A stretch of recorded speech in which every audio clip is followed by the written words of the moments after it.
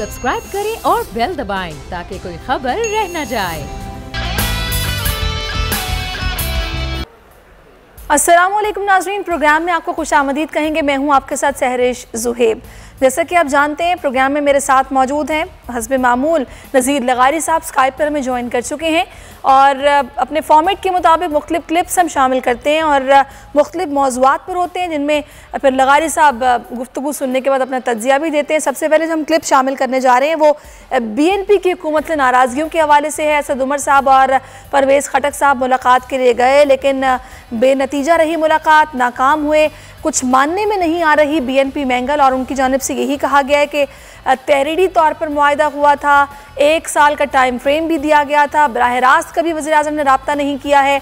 तो जब तक हमारे मुतालबात पर कुछ नहीं होगा तब तक हम नहीं मानेंगे, और इस पर मानना भी काफ़ी मुश्किल लग रहा है। पहले आप क्लिप मुलाहिज़ा कीजिए, उसके बाद लगारी साहब से उस पर तज्ज़िया देते हैं। जी लगारी साहब, गुफ्तगू आपने सुनी, ये हुआ क्या है? क्या ये लोग मईशत का पहिया चलाने के लिए इमदाद इकट्ठी करने में, इन मामलात में मसरूफ़ रहे हैं? इत्तेहादियों को मनाने का टास्क कहीं पीछे रह गया, या फिर उनके मुतालबात पर कुछ गौर किया जाता? उनके तहफ़्फ़ुज़ात तो बरकरार रहे, उस पर कुछ नहीं किया गया। तकरीबन 1.5 साल से ऊपर का अरसा गुजर चुका है। आपने किस तरह देखा है सारी सूरत हाल को? एक तो एक मईशत का पहिया जिस तरह से इन्होंने चलाया है, अल्लाह ना करे कि पाकिस्तान में मईशत का पहिया आगे भी इसी तरह चलता रहे। अल्लाह इनको होश के नाखून दे। और ये मईशत का पहिया चलाने के लिए जिस तरह से उन्होंने मैकेनिज़्म बनाया हुआ है, जिस तरह से कॉलोनीज़ को नवाजने का सिलसिला शुरू किया हुआ है, जिस तरह से आस पास बैठे लोगों के मफादात को देखा जा रहा है, मासेस के, आम आदमी के, पाकिस्तान के जितने वसीदार मफादात हैं उनको पसे पुश डाला जा रहा है। चंद लोगों के मफादात जो हैं वो पूरे हो रहे हैं। मईशत तो वैसे ही बर्बाद है, मईशत की हालत तो बहुत ख़राब है, और ये ख़राबी महज कोरोना की वजह से नहीं है, इनके अपने अमाल की वजह से। और दूसरी बात यह है कि बलूचिस्तान के मसाइल इतने गंभीर, इतने पेचीदा, इतना तकलीफ़देह हैं कि अगर इन मसाइल के बारे में हुकूमत संजीदगी से काम लेती है, अगर वो इनको हल करने की कोशिश करती तो शायद हल कर सकती थी। बलूचिस्तान को नज़रअंदाज किया जा रहा है, बलोचों को नज़रअंदाज किया जा रहा है, और वहाँ पर कानून की कोई रिट नहीं है, कानून की हुक्मरानी नहीं है, लाकानूनियत है, लोगों को मालूम ही नहीं होता है। आप किसी को उठा तो भाई बताएं तो सही ना कि आपका ये जुर्म है, हम आपको इस जुर्म में उठा रहे हैं और आप इस जुर्म की ये सजा होगी, हम आप पर कोर्ट में ट्रायल करेंगे। दहशत गर्दों को अपॉर्चुनिटी मिलती है, दहशत गर्दों को अपॉर्चुनिटी मिलती है, 100 कत्ल करने वालों को अपॉर्चुनिटी मिलती है, और उन पर तो ये अपॉर्चुनिटी भी मिले पर ट्रायल भी नहीं होता, वो आराम से सेफ हाउसेस में बैठे हुए हैं। और इनको उठाया पता तक नहीं जाता भाई आपको उठाया किस लिए जाना है, आपने जुर्म क्या किया है, आपकी खता क्या है, ये बात भी लोगों को नहीं बताई जाती। हमें कम से कम इत्मीनान तो कराए ना, आप जिन लोगों को आप गिरफ्तार कर रहे हैं, जिन लोगों को आप जो है उठा रहे हैं, तो आप उनका कोई जुर्म तो बताएं। लेकिन लगारी साहब, ये एक ऐसा सूबा था जो कि डिप्राइव्ड सूबा था, जो कि मेन स्ट्रीम में अब तक नहीं आया। पिछली कई दिहाइयों से किसी हुकूमत ने इन पर ख़ास तवज्जो नहीं दी। अब जब इमरान खान साहब ने काफ़ी वादे भी किए, नारे भी लगाए कि मेन स्ट्रीम में लाएंगे, सासे महरूमी दूर करेंगे, तो खुद बराह रास्त रब्ता कर लेते ना, इसमें हर्ज क्या था? क्यों ये बार बार हुकूमती मुज़ाकराती कमेटी का सपोर्ट, ये टास्क दे दिया जाता है कि भाई आप जाएँ, बात करें, मनाएं, फिर और वक्त ज़ाया होता है। अभी भी वो यही शिकवा कर रहे हैं कि बराह रास्त कभी वज़ीर-ए-आज़म ने रब्ता नहीं किया। बात ये है कि हम 70 साल से गैस इस्तेमाल कर रहे हैं बलूचिस्तान की, और अगर कोई मुझसे कहे कि अमीर तरीन शहर कौन सा है पाकिस्तान का, तो जाहिर है अमीर तरीन शहर तो सुई समझा जाएगा, और सुई ने पाकिस्तान को 50 से लेकर अब तक गैस दी है, और वो पाकिस्तान के लोग गैस इस्तेमाल करते रहें। आप जाएं ना, सुई से 5 किलोमीटर इधर जाएं, सुई के आसपास के इलाकों में जाएं, उनको पता ही नहीं है गैस क्या होती है। आपने पूरे मुल्क में गैस पहुंचाई, लेकिन बलूचिस्तान को महरूम रखा, और सुई के आसपास के इलाकों को, और सुई को भी अभी जाकर कुछ इलाकों को, कुछ घरों को मिली है, सुई भी महरूम रहा है, और यहाँ के लोगों को आपने गैस नहीं दी। और ये गैस अरबों की नहीं थी, खरबों की थी। मिला क्या बलूचिस्तान को, और आपने दिया क्या बलूचिस्तान को? मसला ये है कि ये हुकूमतें किस तरह से चीज़ों को मैनेज करती हैं, किस तरह से ये सोचते हैं कि क्या वसाइल जो हैं, अगर पंजाब में अनाज होता है तो भी सराइकी बेल्ट में होता है, अगर होता है तो आप अनाज के बदले में कुछ लेते हैं, इनके गैस के बदले में आप दे क्या रहे हैं? और फिर ये कि क्या हुआ, एक के बाद दूसरे के बाद इनके भाई को जिस तरह से उठाया गया, जिस तरह से इनके भाई का कत्ल हुआ और भुट्टो साहब के दौर में असदुल्ला मेंगल ने, उसके बारे में भुट्टो साहब आखिर वक्त तक खुद खामोश रहे, लेकिन बाद में अपनी किताबों में जाहिर किया कि कैसे हुआ था उनके साथ। तो असदुल्ला मेंगल चले गए, उसके बाद असदुल्ला मेंगल से लेकर नवाब अकबर बुगटी तक जो सिलसिले हैं, भाई मसले का हल ये क्यों है कि लोगों को जान से मार दिया जाए या लोगों को उठाकर गायब कर दिया जाए? मसाइल का हल होना चाहिए। ये तो एक मसला था। दूसरा मसला ये है कि अगर किसी इलाके में अगर किसी को हुस्न दिया है अल्लाह ने, तो क्या उसका हुस्न तबाह कर दिया जाए, नोच लिया जाए? अगर किसी को वसाइल दिए हैं तो क्या उनके वसाइल छीन लिए जाए? वो उनके वसाइल छीन कर हड़प कर दिए। सैंडिक का आपने मुआहदा किया, वफाक ने किया, लेकिन बताया ही नहीं लोगों को कि जनाब सैंडिक से कितना सोना निकल रहा है, कितना तांबा निकल रहा है और बलूचिस्तान को कितना मिल रहा है, किसी को नहीं बताया। रेकोडेक का आपने मुआहदा किया था, मुकदमा करवाया आपने जाकर बलूचिस्तान से, वहां से आप केस आके आप चलिए अब देखते हैं। अभी तो फिलहाल तो जो पहली मुलाकात हुई असद उमर साहब की, परवेज खटक साहब की, वो तो बेनतीजा रही है, मुज़ाकरात कामयाब नहीं हुए। अब दूसरी कोशिश किस तरह की होती है, या क्या वज़ीर आज़म खुद इसमें इंटरवीन करते हैं या वो खुद आ जाते हैं? अगर आएंगे तो शायद हो सकता है मसला किसी तरफ ऊँट किसी करवट बैठे। खैर देखते हैं आगे आने वाले दिनों में किस तरह से इन्हें मनाया जाता है। लेकिन जो हुकूमती रहनुमाई पुर उम्मीद हैं वो ये कह रहे हैं कि नहीं मना लेंगे, आगे चल के मना लेंगे, अभी कोई फिक्र की बात नहीं है ऐसी। तो खैर अब आगे बढ़ते हैं, कुछ बात करते हैं सिंध हुकूमत की। जो बजट पेश किया गया कराची के लिए कोई मेगा प्रोजेक्ट उसमें नहीं था, वही एक ही बात है कि भी हम लोगों को हमारे जो हिस्से के पैसे हैं वो पूरे नहीं दिए जा रहे। 12 साल पीपल्स पार्टी की हुकूमत को हो गए हैं, अवाम बुनियादी सहूलियात से महरूम है। यहाँ पर पानी का वही मसला, शदीद बहरान, वाटर टैंकर्स यहाँ पर मनमाने पैसे लेकर पानी देते हैं, पानी जो कि आराम से नहीं मिल सकता है, वो इनको दामों ख़रीदना पड़ता है, वो भी अच्छे खासे पैसे देकर। खैर खस्ता हाल बसें, बहुत सारे मसाइल हैं। एक छोटा सा क्लिप मुलाहिजा कीजिए, उसके बाद लगारी साहब से बात करते हैं। लगारी साहब, वही एक नारा है जो कि हम तकरीबन पिछले 12 साल से सुनते आ रहे हैं कि हमें फ़ंड्स नहीं मिल रहे, हमारे पैसे हमें पूरे नहीं दिए जा रहे। ये शिकवा ठीक है, बजा है, लेकिन गवर्नेंस का हाल तो आप देखें। जो बार बार अपोजिशन बात करती है सिंध में, फिर बात क्या वही है कि भाई एहतसाब की बात ना करो, गवर्नेंस के बारे में बात ना करो, हम जो कर रहे हैं हमें करने दो। हमारा शिकवा बस आपसे ये कि आप हमें पैसे पूरे नहीं देते। दूसरा, इस लॉजिक की आपको समझ आई है कि वोट अगर कराची वाले इमरान खान को देते हैं तो फिर अपना हक भी उन्हीं से मांगे? बात ये है कि हर ये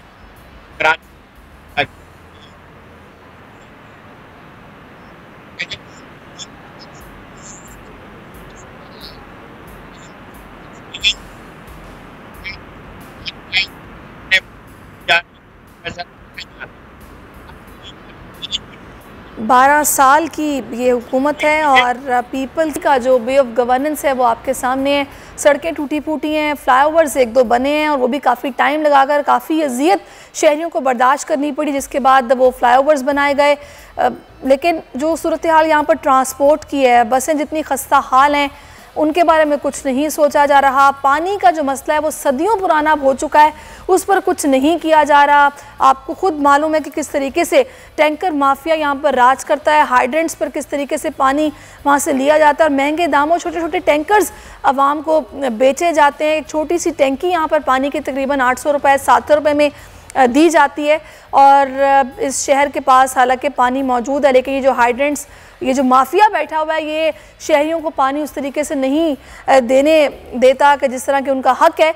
लगारी साहब इस पर रोशनी डालिएगा। ये जो अवामी बुनियादी सहूलियात हैं, इनसे कब तक अवाम महरूम रहेंगे? कराची के अवाम का कब कुछ पुरसाने हाल कौन सुनेगा इनकी दादरसी कब होगी? जाहिर है वाटर मैनेजमेंट नहीं है हमारे यहाँ, वाटर मैनेजमेंट नहीं होता है। हुकूमत पानी तो है, जाहिर है रोजाना शहर के लोग पानी पीते हैं, रोजाना शहर के लोगों को पानी मिलता है, लेकिन ये टैंकर के जरिए क्यों मिलता है?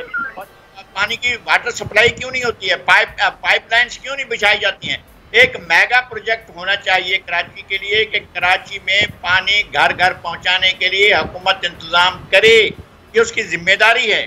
अगर पानी की कमी होती तो लोग पानी की कमी का शिकार होते, पानी बेचारे लोग खरीद कर पीते हैं, ये तो कोई बात ही ना हुई। वो टैंकर मंगवा कर पीते हैं, ये तो हुकूमत की नाकामी है। हुकूमत को इस सिलसिले में ज़रूर कार्रवाई करनी चाहिए, लेकिन ये कि कोई आकर किसी के सामने ये नहीं कहता है कि जी फलां पार्टी को वोट दिया, उसी से जाकर मांगो, उसी से जाकर बात करो।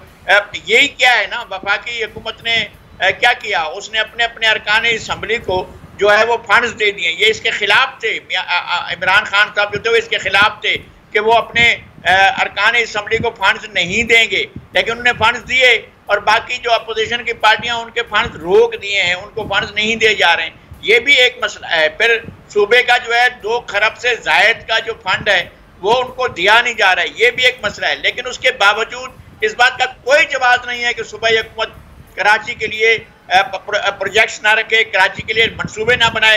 कराची से अगर ले रहे हैं तो आपको कराची को देना होगा, ये बात हुकूमत को जरूर सोचनी चाहिए। लेकिन लगारी साहब, जो इनका अपना दौरे हुकूमत था, मुझे तो तब भी नहीं याद कि इन्होंने इन तमाम ये तो बहुत देर से हल तलब मसाइल हैं जिन पर कुछ नहीं किया गया। अपने दौरे हुकूमत में भी कुछ नहीं किया और अब तो इनको वैसे ही मौका मिल गया है कि फ़ंड्स नहीं है, विफाक के साथ हमारा वो वर्किंग रिलेशनशिप नहीं है, हम तो बात करना चाहते हैं, हमसे बात की नहीं जाती है। खैर अल्लाह ही हाफिज़। और अब तो ये लॉजिक भी सामने आ गई कि इमरान खान को कराची के बासी वोट देते हैं तो अपना हक भी से मांगें। ये एक बड़ी अजीब सी बात है। खैर आगे बढ़ते हैं।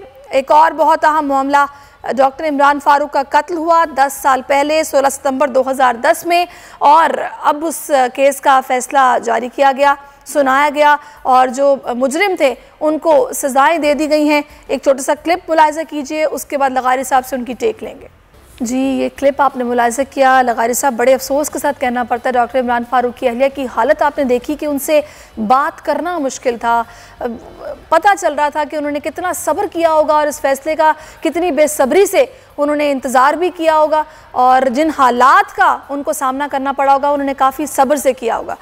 बड़ी एक अफसोसनाक सूरत हाल थी कि एक खातून जिनसे कि उनका शौहर छीन लिया गया, जिन्होंने अकेले अपने बच्चों की परवरिश की, और जो उनकी हालत थी, जिस खौफ में उन्होंने 10 साल गुजारे हैं, वो ख़ुद बयान कर रही थी। उनका चेहरा बयान कर रहा था कि वो किस कर्ब से गुजरी हैं। लगारी साहब, आखिर 10 साल के बाद ये फैसला सुनाया गया है और आज आपने सुना होगा मुस्तफ़ा कमाल साहब ने भी बड़ी धुआंधार प्रेस कॉन्फ्रेंस की है। उनकी जानिब से कहा गया कि मैंने तो पहले ही बता दिया था कि बानी MQM रॉ का एजेंट है, उसके खिलाफ जहाद किया है।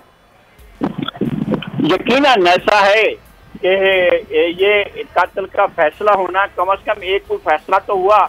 इससे पहले अदालतें जो हैं, बहुत से मुकदमात हैं जो बानी MQM पर भी हैं और दीगर रहनुमाओं पर भी हैं, और बड़े बड़े शवाहिद भी मौजूद हैं। बड़े बड़े वाक़यात हुए हैं इस शहर के अंदर, और पिछले 65 साल इसी तरह के वाक़यात हुए, लेकिन इन वाक़यात के अदालतों के अंदर फैसले नहीं हो सके हैं।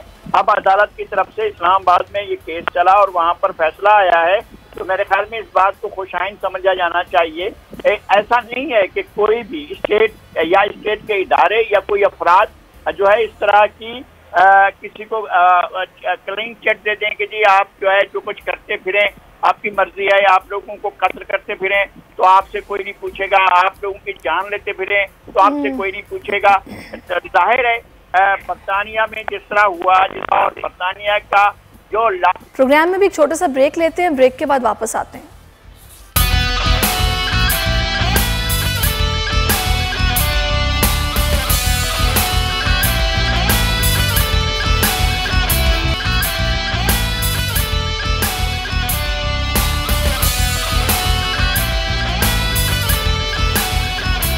वेलकम बैक नाजरीन। एक बार फिर से हम कोरोना की बात करेंगे। जाहिर सी बात है सिचुएशन अभी बिल्कुल संभलने में नहीं आ रही, मुझे तो कंट्रोल से बाहर लग रही है, क्योंकि केसेस दिन ब दिन बढ़ते जा रहे हैं, डेथ रेट भी आगे की जानिब बढ़ता ही जा रहा है, रुकने में नहीं आ रहा। इस सारी सूरत हाल में हुकूमती लेवल पर किया क्या जा रहा है? कराची की सूरत हाल आपके सामने है। लॉकडाउन जो किया गया है, कुछ इलाकों को सील किया गया है, वो प्रैक्टिकली उस तरह नज़र नहीं आ रहा। वैसे ही चहल पहल आमदोरफ्त जारी है, ज़िंदगी कुछ मामूल पर ही लग रही है और केसेस हैं कि बढ़ते जा रहे हैं। कहिएगा लगारी साहब, इस सारी सूरत हाल में आप क्या समझते हैं? आप इससे पहले भी ये मशवरा दे चुके हैं कि 2 हफ्ते के लिए लॉकडाउन किया जाए और 2 हफ्ते के लिए सब कुछ खोल दिया जाए, लेकिन फिर वही बात है ना कि जब कुछ इस तरह की हिकमत अमली अपनाई जाती है, अवाम शोर करने लगते हैं कि भाई हमारे चूल्हे ठंडे हैं, हम परेशानी का शिकार हैं, मुआशी लिहाज से परेशान हैं, बजट आपके सामने है, रखा इनके लिए कुछ नहीं गया। मैं ये अर्ज करूं कि कोई भी इस सूरत हाल से निपट नहीं सकता है जब तक कि विल ना हो, जब तक कि ख्वाहिश ना हो, जबकि अपने मन में ऐसी बात ना हो कि हमने इसको कंट्रोल करना है। तो हुकूमत के दिल में पहली बात यह है कि मौजूद है, उनकी ख्वाहिश मौजूद है।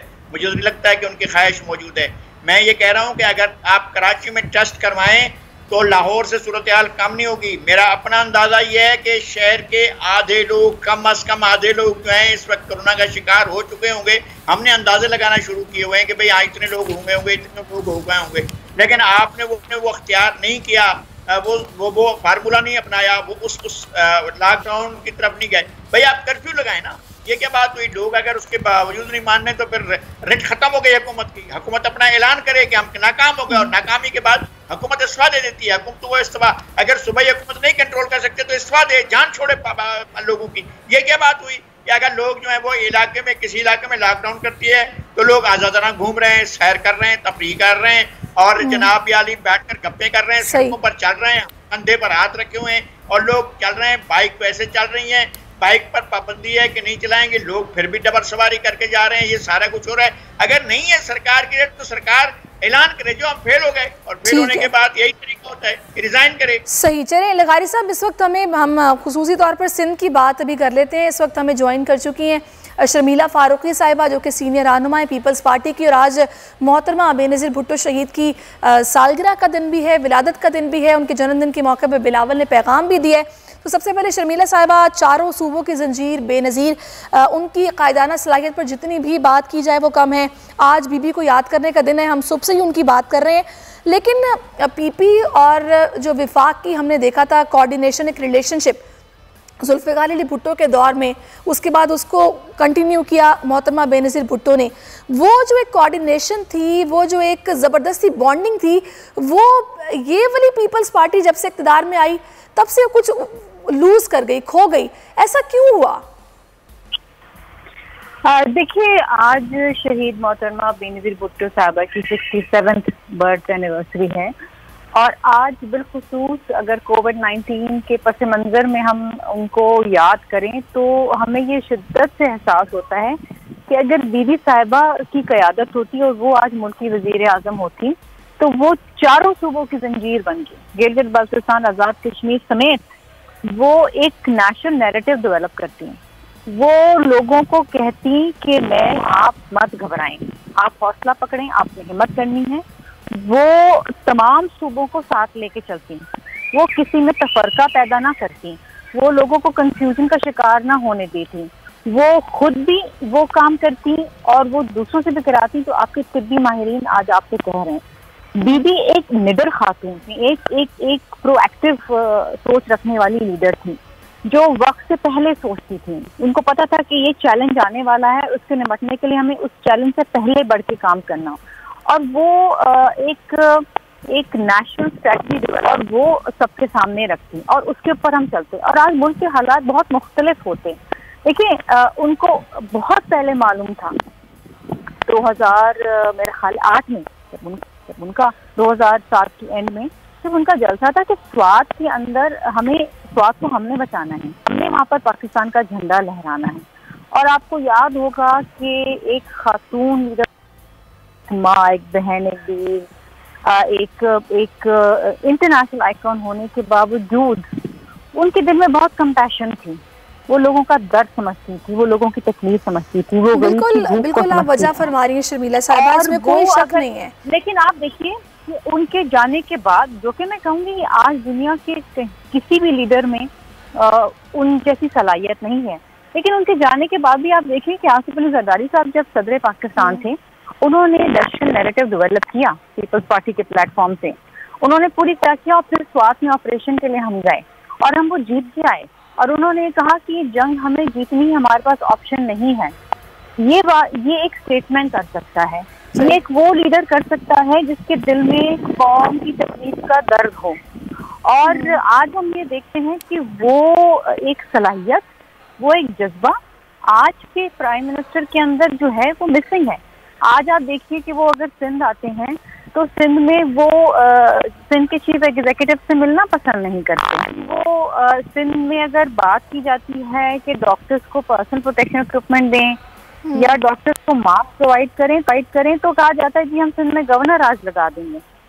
डॉक्टर्स और तिब्बी माहिरीन की सलाह के बरखिलाफ जाते हुए शर्मिला साहिबा, जब वजीर आजम कराची में मौजूद थे तो क्या आप लोगों की क़यादत की जानिब से भरपूर कोशिश की गई उनसे मिलने की, कशीदगी को कम करने की, कुछ मामलात पर 1-on-1 बातचीत करने के लिए कोशिश की गई? क्योंकि देखिए अवामी मसाइल है ना, इनमें कोई बड़ा या छोटा नहीं होता। अगर इन मसाइल को हल करना है तो किसी को तो आगे बढ़ना है ना, अगर वो नहीं बढ़ रहे तो आपकी तरफ से कोई पहल हो जाती। देखिए यहाँ पर तो चीफ एग्जीक्यूटिव, पूरी काबीना, हर कोई मौजूद था जिससे वो मिलना चाहते। वो सिर्फ एक अंदिया देते तो मिल लेते। आप ये तो नहीं कर सकते कि जी प्राइम मिनिस्टर यहाँ आए हुए हैं और आप उनके पीछे पीछे भाग रहे हो, जबरदस्ती उनसे मिलना चाह रहे हैं। प्राइम मिनिस्टर का एक तरीकेकार होता है, उनका प्रोटोकॉल होता है, उनका जो शेड्यूल होता है, उनकी मुलाकातों का, उनकी मीटिंग्स है, वो पहले से तयशुदा होता है और जाहिर बात है कि वो मिनट टू मिनट चलता है। आप उसमें मुदाखलत करके जबरदस्ती नहीं कर सकते। और ये तो मेरा ख्याल है कि एक चीफ मिनिस्टर प्राइम मिनिस्टर के पीछे भागी, ये तो मुनासिब ही नहीं। तो इस तरह तो फिर आवाम परेशान रहेंगे, कंफ्यूज रहेंगे, वो वर्किंग रिलेशनशिप बन नहीं पाएगा। देखिए वर्किंग रिलेशनशिप तो पता नहीं बनेगा कि नहीं बनेगा और किस हद तक बनेगा और बना है। बात यह है कि कंफ्यूजन या किसी किस्म का गुस्सा या किसी किस्म की का मसला सिंध ने नहीं बनाया। अगर ये आया है तो वफाक की जानिब से आया। मुझे आप बताइए ना कि वो खैबर पख्तूनख्वा गए, बलूचिस्तान गए, पंजाब गए, जहाँ उनकी हुकूमतें हैं, यहाँ उनकी हुकूमत नहीं है। मैं यही तो बात कर रही हूँ कि ये जो भी दूरियां हैं इनको ख़त्म करने के लिए कुछ तो किया जाना चाहिए ना। हम तो बस एक शोर सुन रहे हैं, वफाक ने कुछ नहीं किया, ना अहल ना लायक वज़ीर आज़म, सिलेक्टेड वज़ीर आज़म, इनसे कुछ नहीं होने वाला, हमें ही कुछ करना पड़ेगा। खैर अब आगे आने वाले दिनों में देखते हैं, क्योंकि अवाम तो मुंतज़िर है कि उनके मसाइल को हल किया जाए, इसीलिए वोट दिया गया था। बहुत शुक्रिया आपका, आपने अपना कीमती वक्त। आगे बढ़ते हैं और अब हम कुछ बात करते हैं। जामिया बनूरिया कराची के मोहतमिम मुफ्ती नईम कल इंतकाल कर गए। इंतहाई अफसोसनाक खबर है। तबीयत ख़राब होने पर उन्हें अस्पताल ले जाते हुए उनका इंतकाल हुआ और आज उनकी नमाज असर के बाद नमाज जनाजा भी है। लगारी साहब क्या कहेंगे आप? इंतहाई अफसोसनाक खबर है। में दीन का इंतकाल हुआ है और बड़ी शख्सियत का इंतकाल हुआ। शहर में उनका बहुत एहतराम था और बतौर आलिम वो एक तवाज़ुन उनकी ज़ात के अंदर था। वो इंतहा पसंदाना अप्रोच नहीं रखते थे और वो एक ऐसा रास्ता निकालते थे जो लोगों के दरमियान मुफाहमत पैदा करने वाला रास्ता होता था।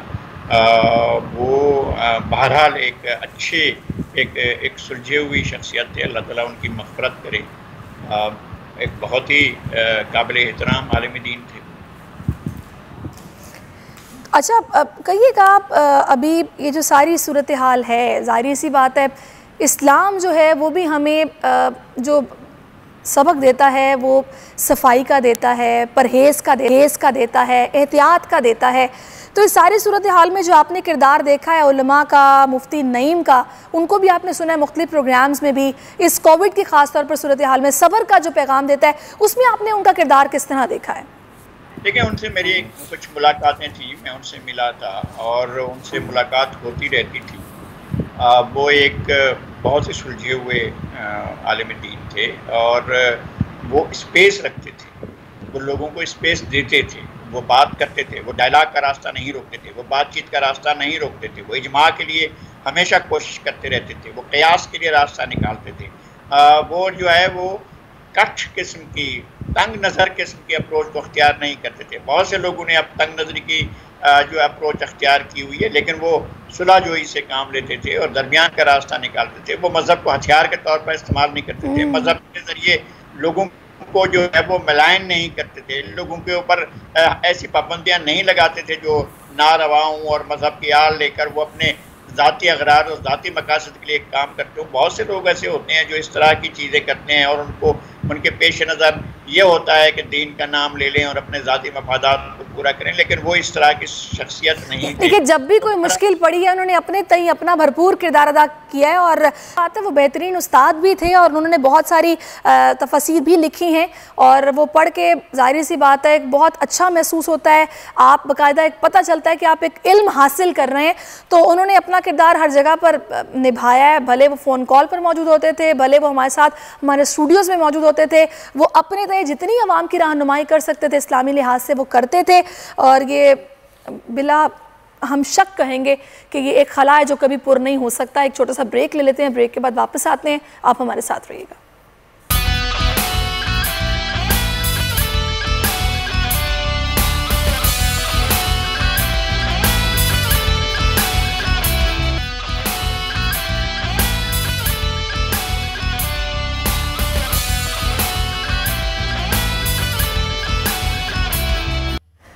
वेलकम बैक नाजरीन। और ब्रेक से पहले जैसे कि हमने मुफ्ती नईम साहब की बात की, उसके अलावा मोहतरमा की सालगिरह के हवाले से हम बात करते हैं। उनके जन्मदिन के मौके पर बिलावल भुट्टो का पैगाम भी सामने आया।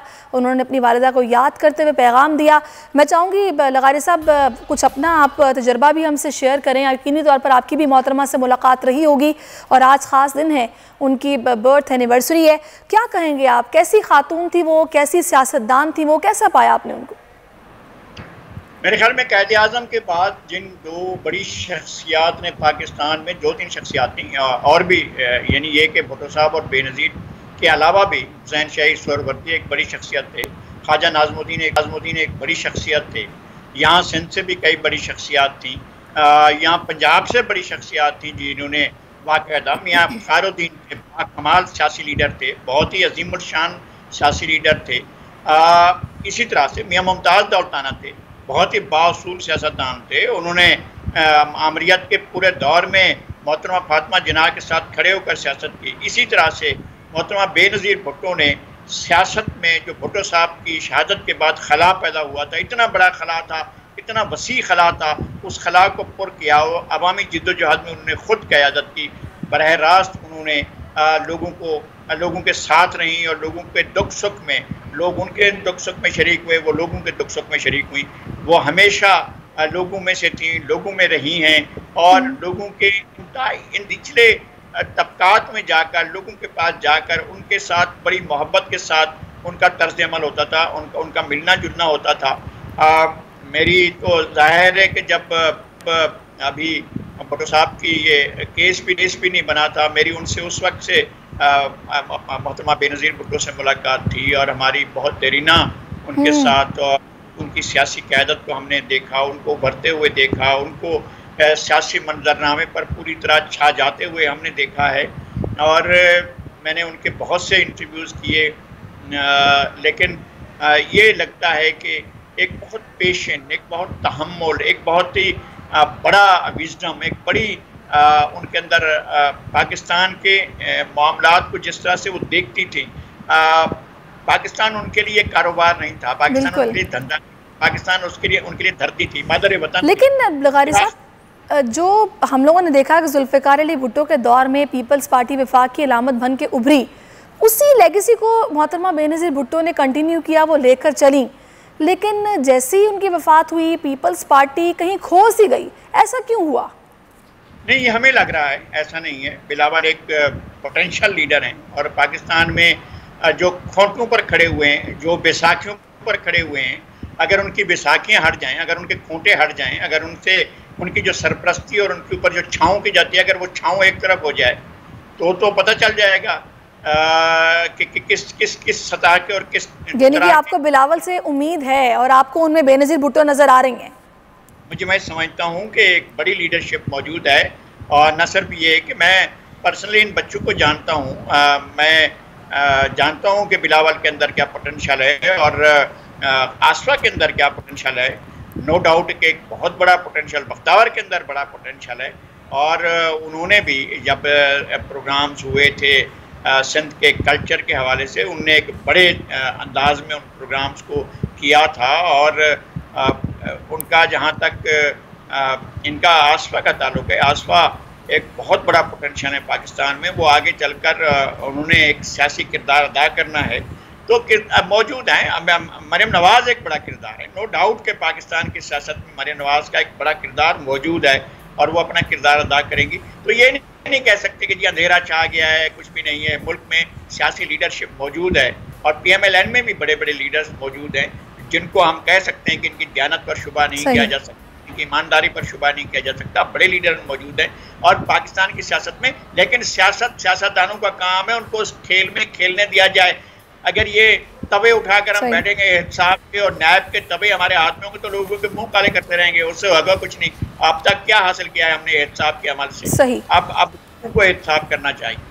सलीम लगारी साहब, अब प्रोग्राम का चूँकि इख्तिताम होने वाला है तो मैं चाहूँगी थोड़ी फादर्स डे पर लाजमी बात करूँ।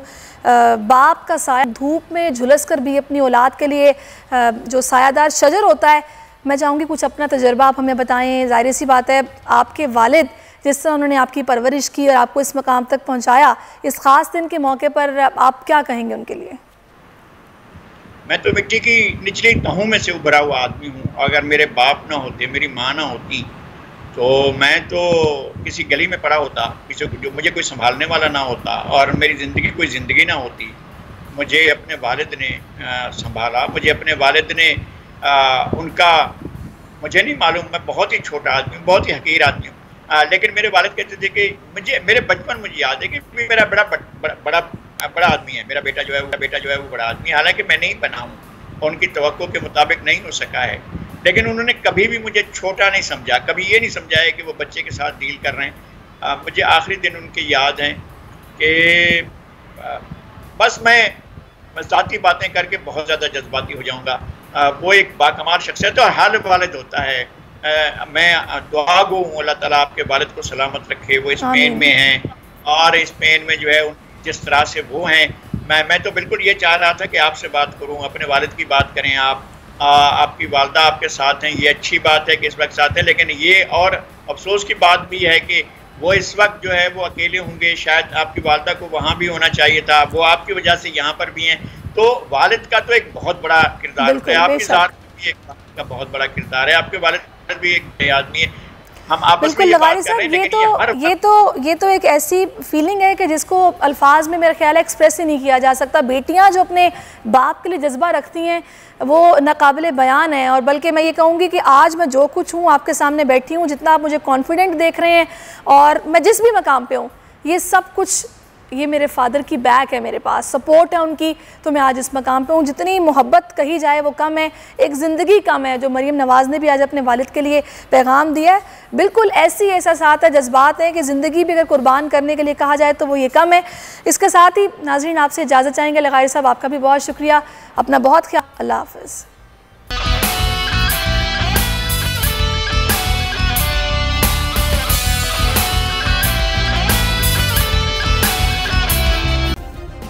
सब्सक्राइब करें और बेल दबाएं ताकि कोई खबर रह न जाए।